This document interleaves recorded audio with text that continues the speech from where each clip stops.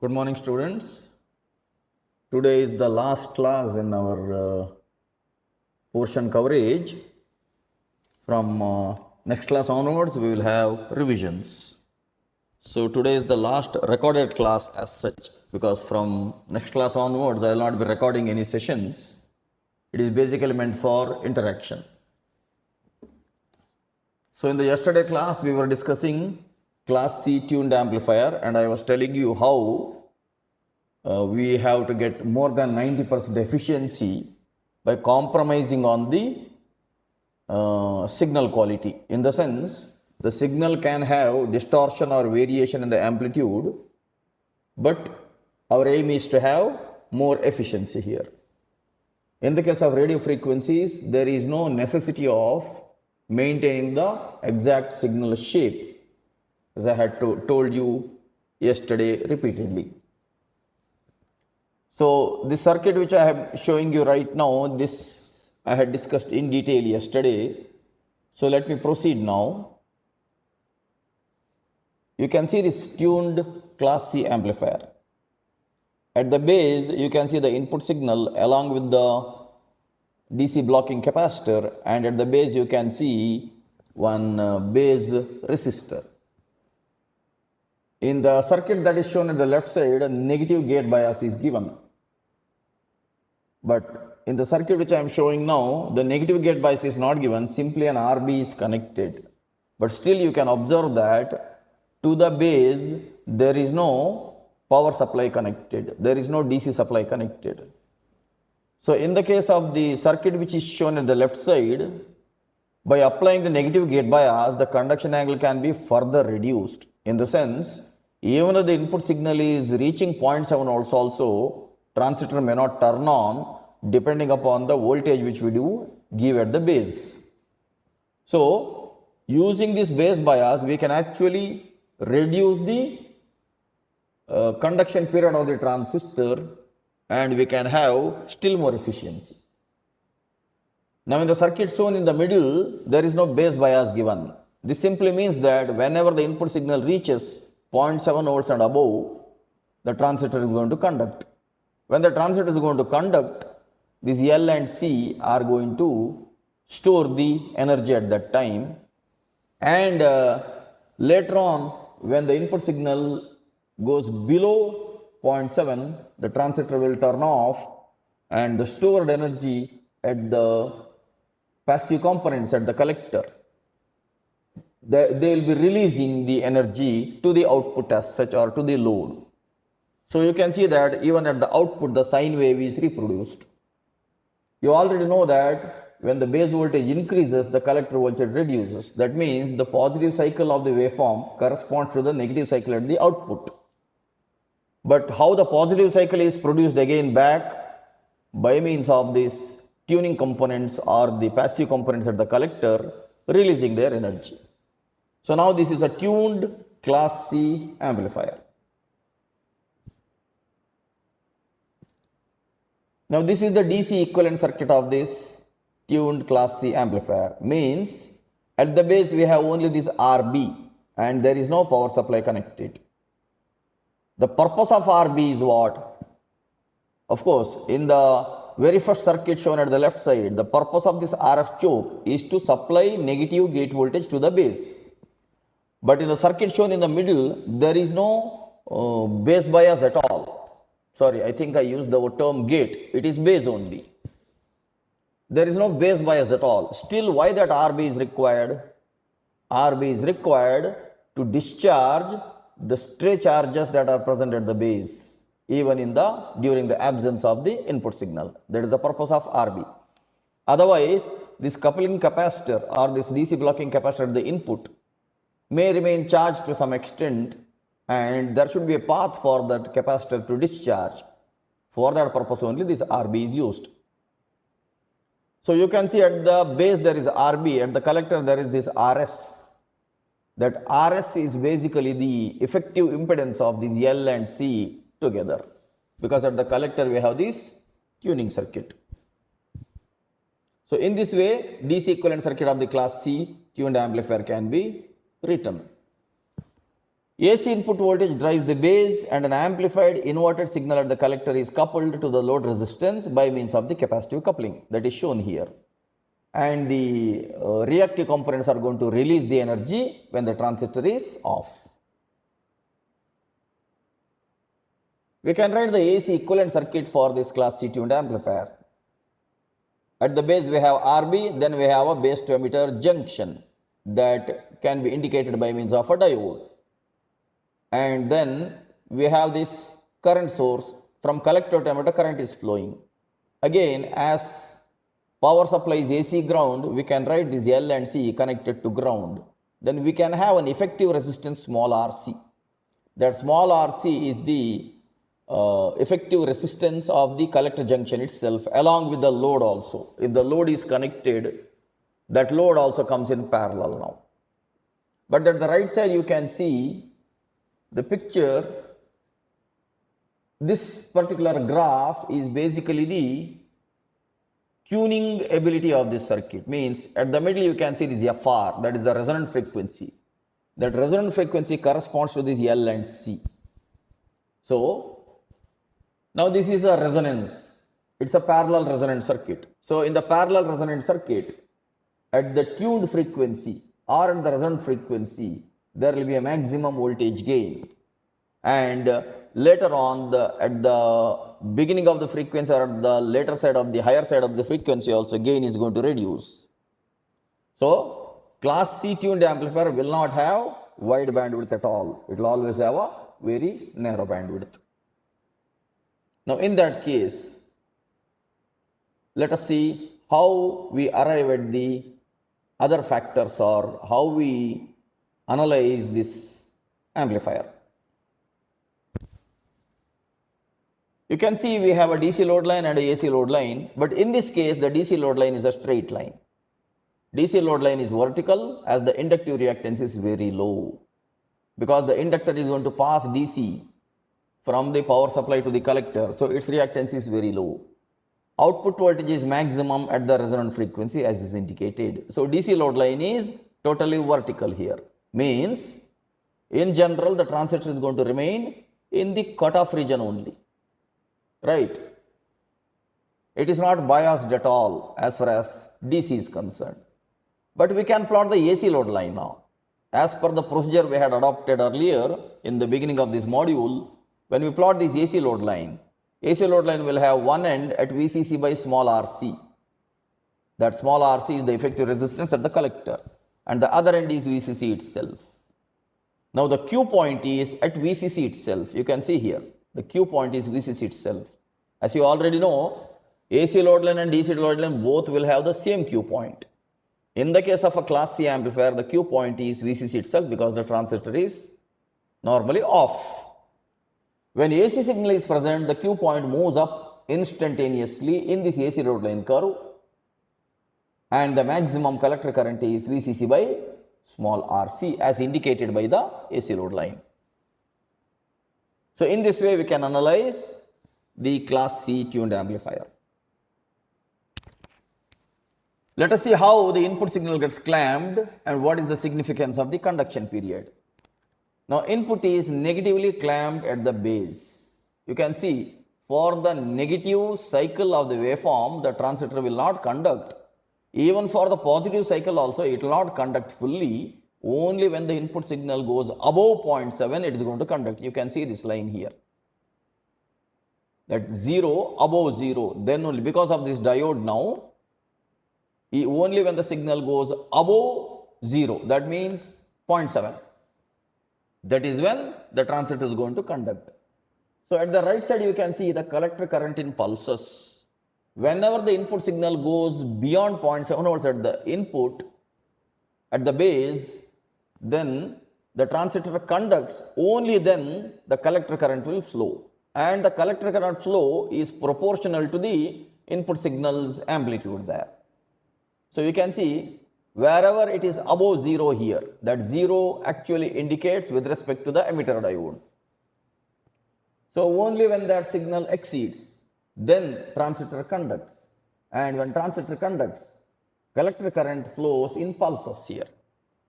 Now you can see for a 360-degree cycle, it is less than 180 degree. The collector current in pulses is less than 180 degree. That means the conduction angle of the transistor is less than 180 degree. Here the x-axis is theta and y-axis is collector current. You can see, actually it is not theta, it has to be t with respect to time. The collector current is flowing. So you can see that the conduction angle is less than 180 degree. That means the transistor draws very less current from the power supply. So the collector voltage waveform is explained in this manner. Resonant circuit at the output offers high impedance at the fundamental frequency.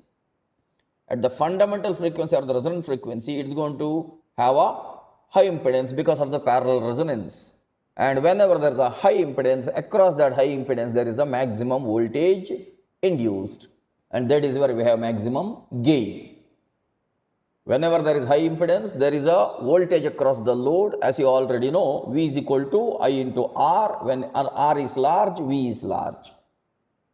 That way, it is going to offer high impedance at the fundamental frequency, thus producing high gain. It has very low impedance at the harmonics, thus causing reduction in the output voltage gain. Now the AC signal at the collector, you can see it is above 0 from VCC sat till 2 VCC. It has gone up to 2 VCC. Why? Because during the positive cycle, the transistor is conducting and it is storing energy there, and at that time, the collector voltage will go up to VCE sat, where transistor will completely turn on. But afterwards, the transistor is turning off. When it is turning off, the stored energy which is at the inductance and the capacitance is going to be released. Already there is the DC VCC, above which again there will be another VCC going to be produced. That is because of the storage of the energy. So the output voltage is now twice of VCC in the case of class C tuned amplifier. As the Q point is already in the cutoff region, VCC is always available there. And that is the idea. In class C tuned amplifier, we will have double the supply voltage as the output waveforms, peak to peak amplitude. Thus we get gain, and the gain basically depends on the value of VCC which we supply here. But in this picture, the author has not shown the distortion which occurs due to amplitude. But when you conduct this experiment in the lab, you can distinctly verify and find out the change in the shape of the waveform. It will not be a pure sine wave. There will be a slight distortion in the amplitude, and the distortion can be compromised because it is RF signal. We have this class C amplifiers formulae. Duty cycle D is equal to W by T, where W is the width of the pulse and T is the period of the input signal. You can see here, this is the width of the pulse, which is less than 180 degree. Actually, this conduction angle can be easily measured through the oscilloscope when you conduct this experiment in the lab. So, W is the width of this pulse, which is available at the collector when the transistor is conducting. And T is the period of the total input signal. So naturally, T corresponds to 360 degree, W will be less than 180 degree. Now the duty cycle D is also equal to phi divided by 360, where phi is the conduction angle. Bandwidth is equal to FH minus FL, as you can see in this picture at the right side here. We can find out the bandwidth of this particular amplifier. It will be anyhow having a narrow bandwidth because it is a resonant circuit. So when we find out FH and FL, that is going to be the bandwidth. That is this, bandwidth is equal to FH minus FL. Now, I had already mentioned about the Q factor earlier. The Q factor or the quality factor of any resonant circuit is basically defined like this, FR divided by BW. FR is the resonant frequency, BW is the bandwidth. Now, lesser the bandwidth, larger will be the quality factor. As I have mentioned it as a tuning circuit.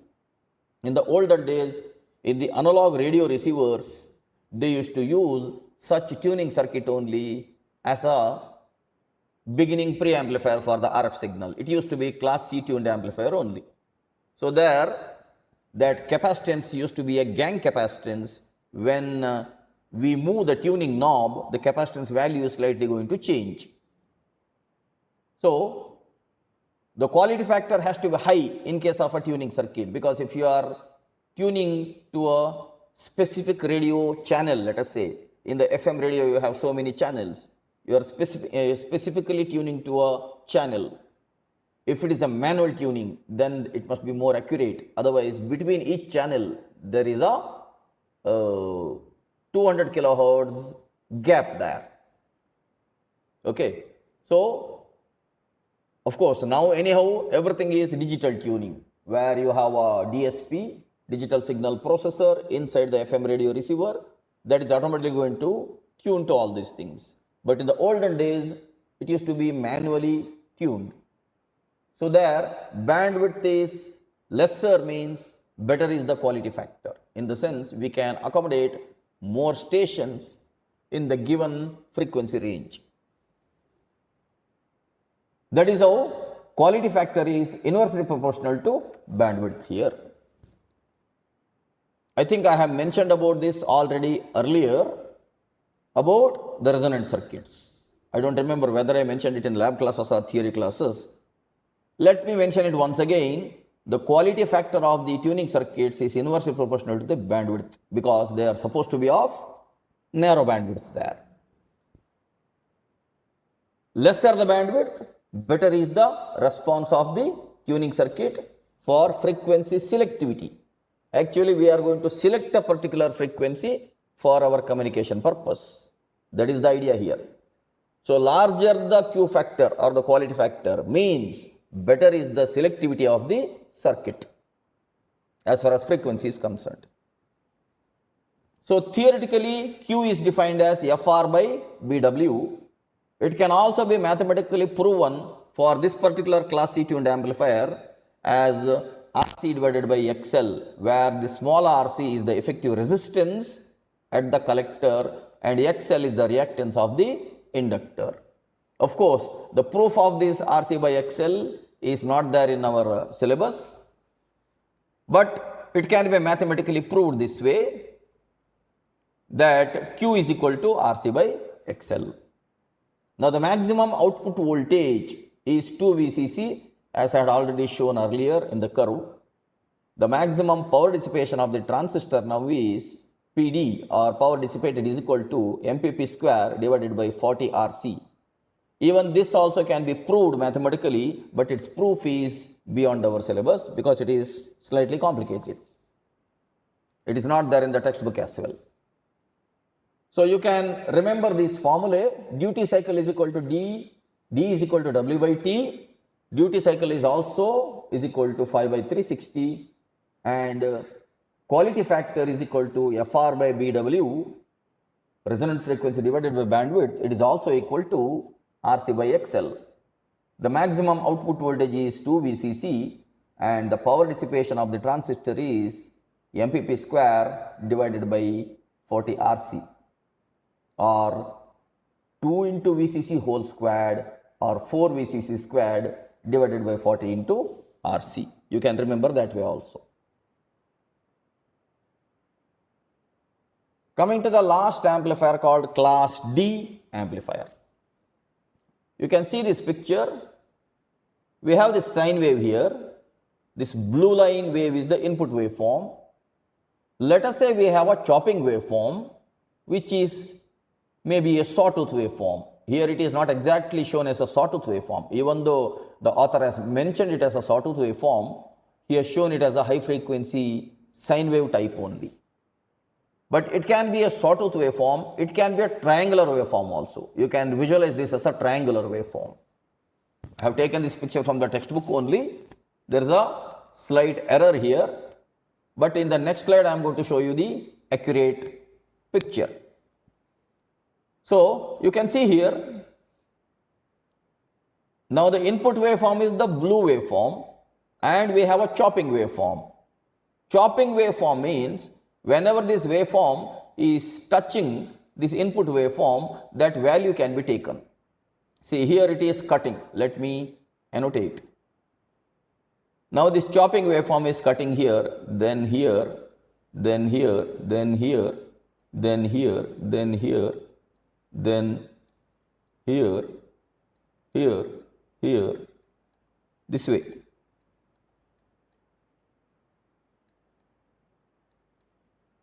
Correspondingly, you can look at the bottom. Corresponding to these two samples, the chopping waveform is taking a sample, let us say. Chopping basically means cutting into pieces. In power electronics, we use this term chopping. But in signal processing, we use the term sampling.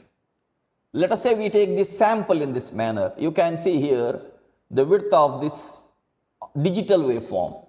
Now, as per this samples taken, we construct a digital waveform. You can see the digital waveforms width here. Digital waveforms amplitude is same, but its width is different. Now, in the negative cycle, the width is maximum, and in the positive cycle, width is minimum. You can observe this here. In the negative cycle, width is maximum. In the positive cycle, width is minimum. Let me admit the student. So, in this way, corresponding to the input waveform, we get a digital waveform which is generally called as PWM. This is called as PWM.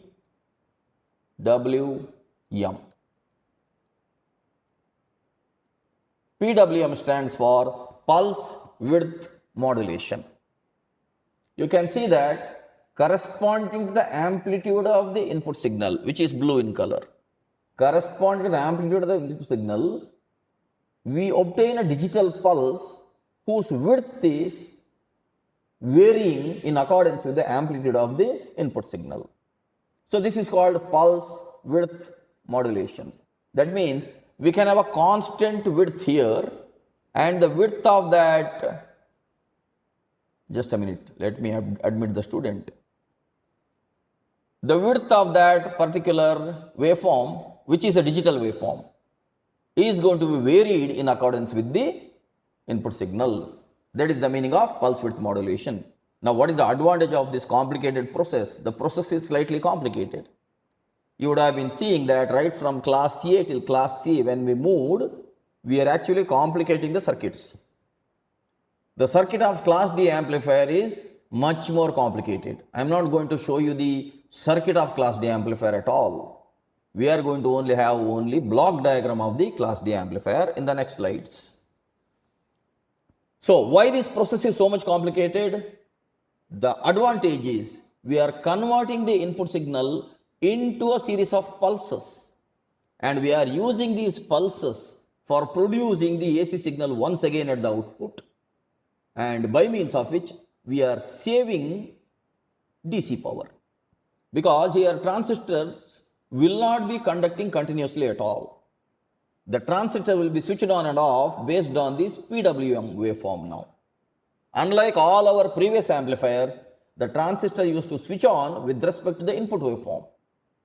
Now, in the class D amplifier's operation, the transistors will switch on through this digital waveform, not through the analog waveform. And you can see that this digital waveform is pulses, narrow width pulses, wide width pulses, and accordingly the transistor is never completely on, which means the conduction angle of the transistor is still lesser in this case now compared to the class C amplifier, because it is not the sine wave which is causing the turn on of the transistors, it is these pulses which are making the transistor to turn on. And the transistor will immediately turn on, after some time it will immediately turn off. That means it is not drawing DC current continuously. When it is not drawing DC current continuously, our efficiency is actually going to increase. But now you may wonder, if it is not conducting continuously, how will we reconstruct the sine wave at the output when the transistor is conducting in the switching fashion? The answer is, we will have a filter there. By means of a filter, we will remove all the high frequency components from the switching waveform, and then we reconstruct the sine wave once again in the amplified fashion. That is the conclusion. That is why I told you I am not going to show you the circuit diagram of the class D amplifier at all. It is not there in our curriculum at all. Basically, all your mobile phone chargers and the SMPS circuits, switched mode power supply circuits inside your laptop chargers or inside your televisions or inside your desktop computers, they all are working through this principle only. The principle of class D. So, class D amplifier is designed to operate with digital or pulse type signals to obtain nearly 100% efficiency. It is much more than class C amplifiers efficiency, nearly 100%. That is how you can see that when the television is switched on nowadays, we have all digital televisions in which the television will not heat up much. Why? Because it has class D amplifiers switched mode power supply inside it. Similarly, mobile phone charger is also made up of class D amplifier only. Now this is the typical block diagram of the class D amplifier. I have taken this from Wikipedia only because the textbook's block diagram is slightly different. I am going to show you the textbook's block diagram also later on. Now here you can see you can use either a triangular wave generator or a sawtooth wave generator as the chopping waveform or the sampling waveform. Now when the input is given, we have this comparator here. Now by means of a comparator, it will produce this pulse width. Op amp, when it is used in the open loop condition, that works as a comparator. You are going to study more about op amp in the next semester anyhow. So when it works like a comparator, op amp can have a plus VCC and minus VEE, right? Or plus VCC and ground also. In that way, the op amp can saturate to the power supply and ground or plus power supply to minus power supply, positive power supply to negative power supply. In that way, an operational amplifier can be used as a comparator here. C stands for comparator. Now this comparator keeps on comparing the instantaneous amplitude of the triangular wave and the sine wave.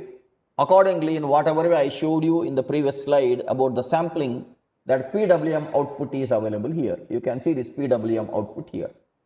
Now this PWM output is utilized inside one more block called switching controller and output stage, where we can use two transistors again in the push-pull configuration now. That means one is on, the other is off. You can see this bubble here. The bubble indicates the inversion there. So the same PWM can be directly coupled to one upper transistor, and the same PWM in the inverted way can be used to the lower transistor. You can see the upper transistor is an NMOSFET and the lower transistor is a PMOSFET. In that way, when the gate pulse is high, NMOS conducts. When the gate pulse is low, PMOS conducts. Now you can see both will not conduct simultaneously at all. When both will not conduct simultaneously, from supply to ground, no current will flow. That means the class D amplifier will not have a static power consumption at all. At least in class C amplifier, we had this static power consumption, where transistor used to conduct at least to some degrees out of 360 degrees. But in class D amplifier, you can see that even though these MOSFETs conduct, they do not conduct together. When the pulse is high, upper NMOS will conduct. When the pulse is low, lower PMOS will conduct. And as MOSFETs do not require any gate bias at all, as you already know, the gate current of MOSFETs is 0. So they do not require any gate bias at all. The same PWM pulse can be utilized for driving the gates of these MOSFETs. So that way there is no static power consumption at all. There is only a dynamic power consumption. Means when the transistor is conducting, it is going to supply that much current to the load there. That is how we have increase in efficiency more than class C. Now, when these transistors are conducting this way, again the PWM itself will have these positive and negative cycles now.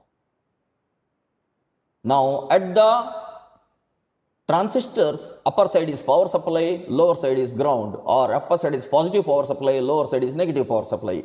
In whichever way these power supplies are designed or the circuit blocks are planned. So the output also will be a switching waveform only. Output will not be a AC. Pure sinusoidal AC will not be available. Now we use a low pass filter here.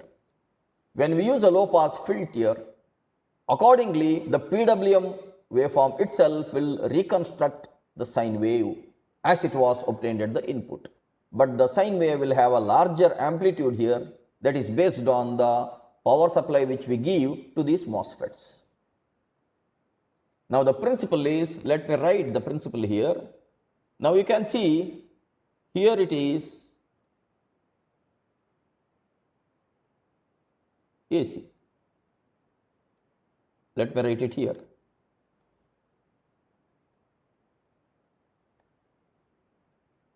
At the input it is AC. Now here you can see it is DC. Now again DC to AC. Finally, this is now AC, output is AC.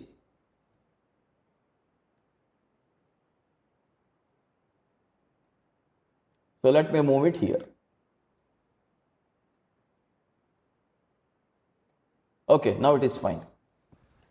Input is AC, it is converted to DC, DC again into high frequency again into low frequency AC. You can see it this way. So there is a comparator, through the comparator there is a PWM. PWM is utilized to drive the MOSFETs which are connected to power supply and ground. I can write it this way. These are connected to power supply and ground. So through this power supply, again a larger amplitude PWM is produced, and that PWM is converted again into sine wave by means of this filter. So you can see AC to DC conversion, again DC to AC conversion. It is a complicated process, but even though it is a complicated process, by means of this process we are actually increasing the efficiency of the amplifier. I hope you got all the basics now. This is basically called as switched mode power supply also, if it is used as a power supply in case of a television or in case of a mobile phone charger or even in case of a desktop computer's power supply. Here we are discussing with reference to amplifiers. But in the case of SMPS, switched mode power supplies, why are they called as switched mode power supplies? Because there is a heavy switching happening in the middle, you can see, because of the high frequency switching. In this case, there is no high frequency switching as such. In this case, the PWM signal is proportional to the input signal itself. But inside those power supplies, the principle is the same, where the AC signal is converted into a high frequency pulse, and the high frequency pulse is again converted into a pure DC in case of your mobile phone charger. That is how efficiency is going to be increased there, heating is going to be reduced there. That is the idea of class D power amplifier. Let me go to the next slide now. Now this is the block diagram of the class D amplifier which is given in the textbook. So we have a sawtooth generator here. Now this is like a sawtooth generator. Either we can use a, let me annotate it once again. This way it goes on. Either it can be a triangular generator also, either it can be a sawtooth generator also, and our input is now low frequency sine wave. Actually, sawtooth generator has to be of much higher frequency because it has to take up samples from the sine wave. Now this is a comparator which is nothing but your op amp. So the comparator is going to produce pulses like this way, as I already seen earlier. It can be this way, corresponding to positive cycle as well as negative cycle. It is going to have these pulses. Now here we have that amplifier. That actual amplifier, whatever is mentioned here as amplifier, is basically that NMOSFET and PMOSFET switches. It is the digital amplifier. Whatever he mentioned it as amplifier here, basically not an analog amplifier. It is a digital switching amplifier. This is where we will have VCC and ground, and there will be switching happening inside this amplifier. At the output we have this low pass filter. The low pass filter is going to convert these PWM pulses or digital pulses back into sine wave. Now there can be a feedback here. By means of this feedback, you can see it is a slight positive feedback because it is connected to comparator. It's a slight positive feedback. Still it is not going to work like oscillator. You don't have to worry. If it has to work like an oscillator, that Barkhausen criterion has to be satisfied, right? A beta should be equal to 1. That is not going to happen here. It is only a slight feedback so as to have better regulation of the output. Okay.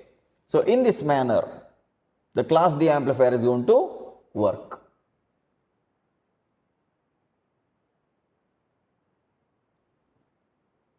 Let me go to the next slide, which is the last slide of this module. I am finally summarizing this learning or teaching of the 5th module.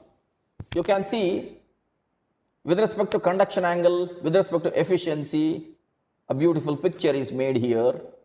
Of course, I took it from Google only. I did not prepare this. I should thank the person who prepared this picture.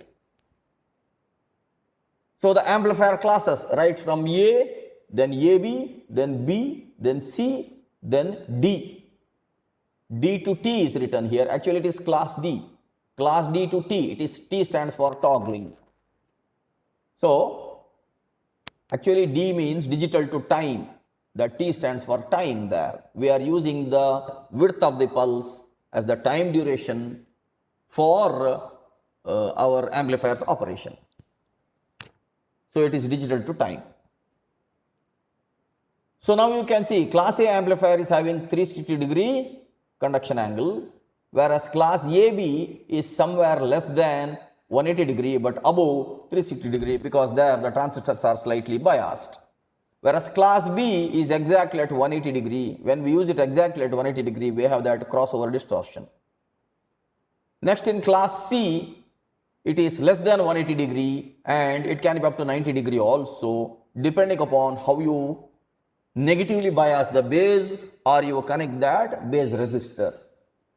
Now lastly, class D is digital to time, so we cannot exactly say what is the conduction angle. Conduction will be still lesser than class C. That is what we can say because we are having a PWM there. Now you can see the efficiency right from class A. We had seen that in class A it can be 25% to 50%. In a series fed class A amplifier it was only 25%. In the transformer coupled class A amplifier it was up to 50%. We had seen that. Now gradually from that efficiency we are having a higher efficiency in case of class AB, and in class AB and in class B we have seen that the maximum efficiency of the class B amplifier can be up to 78.57%. We had seen the mathematical proof also. From class B, when we move on to class C, we can have up to 90% efficiency also, above 78.5%, up to 9% efficiency also, sometimes more than that also. In case of class D, we can have nearly 100% efficiency, maybe above 90, below 100. That is how we have these 5 classes of power amplifiers: class A, class AB, class B, class C, and then class D. So this is the end of this module. I wish you all the very best for your internal test, all the very best for your final exams, all the very best for your next year studies also, all the very best for your placements also, or for your future studies also, or even if you get into an entrepreneurship or business. Be yourself committed to whatever you do. Keep on studying lifelong. Learning never ends. And once again, I'll advise you or I'll suggest you in whatever way you take it, whether it is an advice or a suggestion, in whatever way you take it, you will have to revise all the courses which you are studying in the third semester thoroughly again, because the second year E and C is going to have complete basics. When you thoroughly understand all the basics of all these courses which you are studying in third and fourth semester, you will have a smooth sailing in the third year and in the final year, and you will be technically proficient. So I wish you all the very best for your future studies, all the very best for these courses, test and exam also. Keep studying well. This is the end of the recording of today's class. From next class onwards, I will not be recording anything because it will not be of much use later on. But from next class onwards, we will have only revisions again right from first module. So see you in the next class. Take care and goodbye.